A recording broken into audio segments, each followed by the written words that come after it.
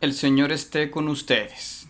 En este encuentro vamos a explicar estos textos que se llaman deuterocanónicos, que están solamente en griego, la oración de Azarías y el canto de los tres jóvenes, unos textos que no aparecen en la Biblia protestante, pero que la Iglesia Católica aprovecha en gran manera en la liturgia.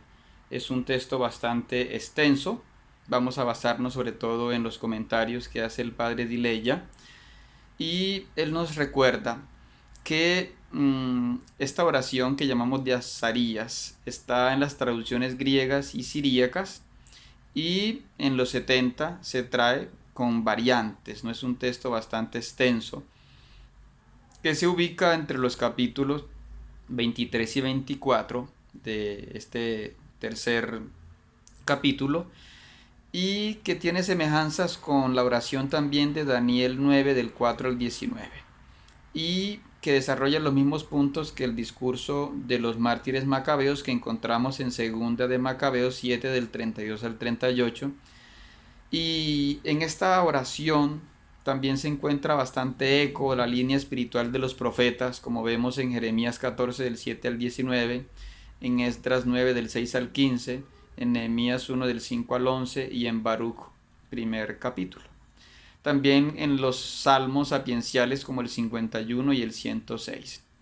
E incluso los versículos 39 y 40 tienen un contenido expiatorio que aprovechamos en la liturgia de nuestra Iglesia Católica, ¿no? Cuando participamos en la misa nos suena mucho. Pero este sacrificio que te ofrecemos hoy con corazón afligido y espíritu humillado, acéptalo tú, como si fuera un holocausto de carneros y novillos y de miles y miles de corderos gordos, para que te podamos seguir íntegramente, porque los que confían en ti no quedan en ridículo. Entonces, esto nos suena cuando participamos, como digo, en la misa, ¿no? Y hay un contraste que nos recuerda aquí el padre Dileya, de que Nabucodonosor había traído una orquesta que deslumbró a la multitud, en fin, que tenía todos los músicos, digamos, de su tiempo, los mejores, y sin embargo ahora, en medio de ese fuego, se escucha otro concierto, otra música, más solemne, más bonita, más pura, que fue el canto de estos tres jóvenes, ¿no? Nos dice Robert y Foyer en su introducción a la Biblia que estos cantos de los tres jóvenes que encontramos ya en Daniel 3:51 hasta el 90, y que rezamos, por ejemplo, en la liturgia de las horas los católicos los domingos de la primera semana, tienen tres partes, ¿sí? Separadas por fórmulas de alabanza. Por ejemplo, de los versículos 52 al 56 se sigue el estilo de bendición judía, la verajá, ¿sí? Bendito eres Señor, como se ve por ejemplo también en el Salmo 119, 12, en Primera de Crónicas 29, aunque es inusual, porque lo común es decir bendito Adonai, bendito Señor, mientras que acá dice es bendito eres Señor, ¿sí? Aquí en este texto de Daniel se hace una alabanza directa a Dios, y el templo de su gloria no es el destruido, sino el celeste. Entonces se está refiriendo a un Dios más que está siendo adorado en un templo, es un Dios que está siendo adorado en el cielo, ¿no?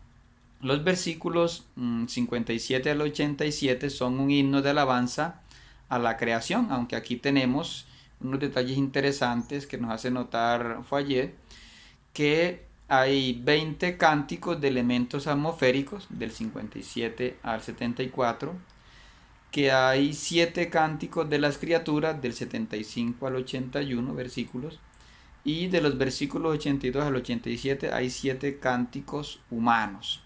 Entonces, esto tiene mucho eco, por eso se reza, lo oramos los domingos de la primera semana en las laudes, cuando repetimos o cantamos: criaturas todas del Señor, bendecida al Señor, ensalzadlo con himnos por los siglos, ángeles del Señor, bendecida al Señor, cielos, bendecid al Señor, ¿no? Entonces tiene estas partes que nos ha explicado Foyer. Y de los versículos 88 al 90 hay tres acciones de gracias por la liberación del peligro, como son tres jóvenes que están allí en peligro, en el fuego. Por eso hay tres acciones de gracias que no solo la usamos los católicos, también la usan en la iglesia ortodoxa y la usaron también en Qumran. San Francisco de Asís incluso se inspiró en este cántico de las criaturas usando 8 veces la fórmula alabado seas mi Señor. No debe recordarse, sin embargo, que en Daniel los buenos son siempre librados, mientras que en Segunda de Macabeos la madre y los 7 hijos no son librados, ¿no? Tampoco San Lorenzo, que fue mártir en el 258 después de Cristo, como nos recuerda el padre Dileya, ¿no? Aprovechando un comentario del padre Daniel Dileya, vemos que en el Cántico de las Criaturas la invitación comienza con una invitación colectiva en el versículo 57, que se va extendiendo a las criaturas particulares, comenzando por las celestes. Primero empieza por los ángeles en el 58, luego como hace el Salmo 148, ¿no? Los ángeles que son servidores del Señor, en fin. Habla también de las lluvias, toma ideas de los salmos como el 103, como el 148, donde se invita a todas las potencias celestes a alabar al Señor, a los ejércitos celestiales, en fin. Incluye allí también al sol, la luna y las estrellas que son creadas por Dios, y además sigue el mismo orden que lleva el Génesis 1.14, ¿no? También hacen unas personificaciones de los fenómenos meteorológicos, ¿no? Incluso lo hace usando el número 10, es decir, 10 fenómenos meteorológicos, recordando pues números redondos como los 10 mandamientos, recordando además, como dice el número 11, que al menos se requieren 10 personas para una cena pascual, en fin. Destaca la importancia de los aguaceros, de la lluvia, del rocío, de la escarcha, de la nieve, cosas que en un país desértico como Israel pues son para darle gracias a Dios cuando ocurren estos fenómenos, ¿no? Y habla también de los vientos, ¿no? Que pueden, en fin, ser invitados a alabar al Señor, ¿no? Van aquí todos estos fenómenos meteorológicos. Y es importante subrayar que el autor da la impresión de que está alabando el frío, la frescura, ¿sí?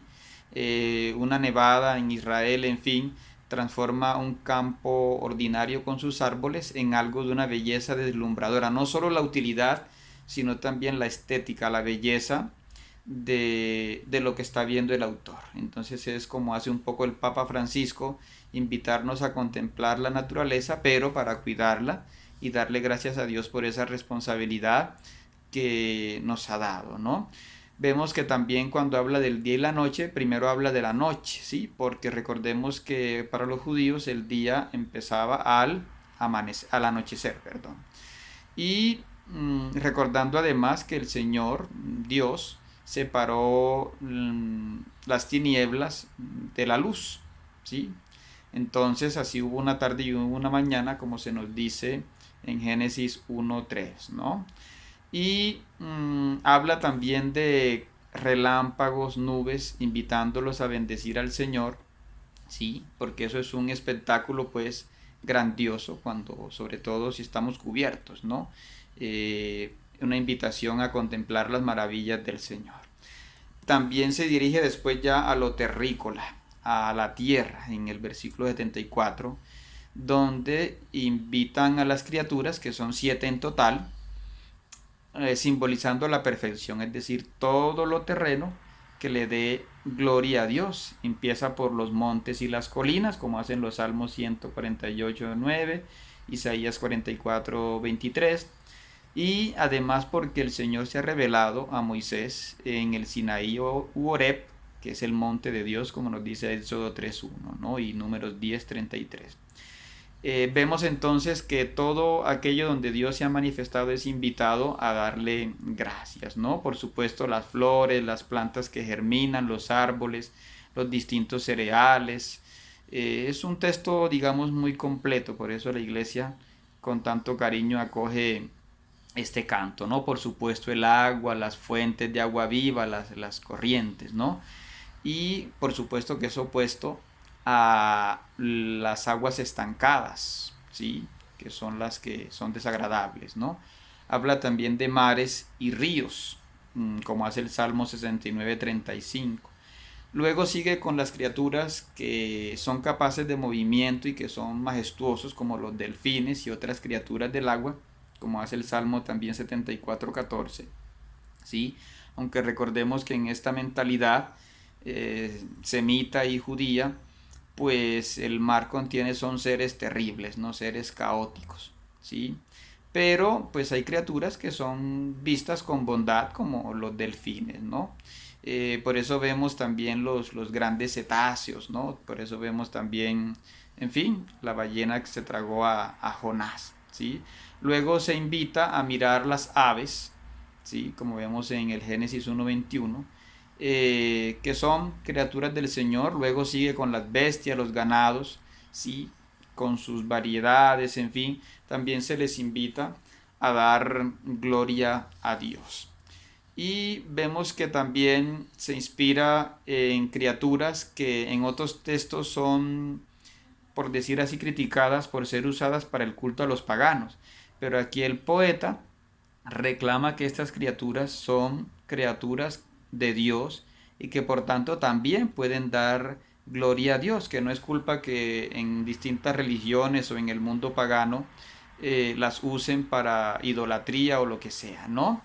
Y por eso también él invita a los seres humanos, ¿sí? Aquí llama a los hijos de Adán, incluyendo a los gentiles, a los extranjeros, para que le den gloria a Dios. ¿Sí? El Señor escogió a Israel, pero también todo humano puede darle gloria a Dios. Y por eso se centra también en los sacerdotes, como dice en Éxodo 40:13.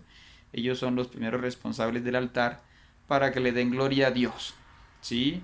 Luego habla de los siervos del Señor, todos aquellos que se disponen a hacer la voluntad de Dios. También se les llama siervos a Abraham, a Jacob, a Moisés, a Caleb, a David, a Job, a Isaías, en fin, e incluso a Nabucodonosor. En Jeremías 25:9 se le llama siervo porque está haciendo algo que Dios decidió, ¿sí? En este caso de Nabucodonosor, que Dios lo puso para castigar a su pueblo de Israel por la infidelidad, ¿no? También habla de los espíritus y de las almas de los justos en el versículo 86, una alusión a la interioridad de la persona, ¿no? No solamente lo exterior, no solamente el grupo, ¿sí? Habla por eso de las personas rectas, llama a darle alabanza a Dios con todo lo que tenemos, ¿no? Con la humildad del corazón, así como lo hicieron estos tres jóvenes, Sadrach, Mesach y Abed-Nego. Y finalmente, el poeta invita a los tres judíos a bendecir ellos mismos también al Señor. Pero aquí hay un detalle, y es que les llama Ananías, Azarías y Misael, en vez de llamarlos Sadrach, Mesach y Abed-Nego. ¿Por qué? Porque aquí están orando como israelitas, están orando con libertad, no como esclavos de Nabucodonosor, no como siervos de Nabucodonosor, sino como siervos de Dios. Están es bajo el poder de Dios, Él es el que los está protegiendo del fuego, ¿no? Y entonces todas estas expresiones de librarnos de la muerte, de librarnos, en fin, de todos estos males, son un elogio a la gloria de Dios, una invitación a ser fieles a el Dios que nos salva incluso de los peligros.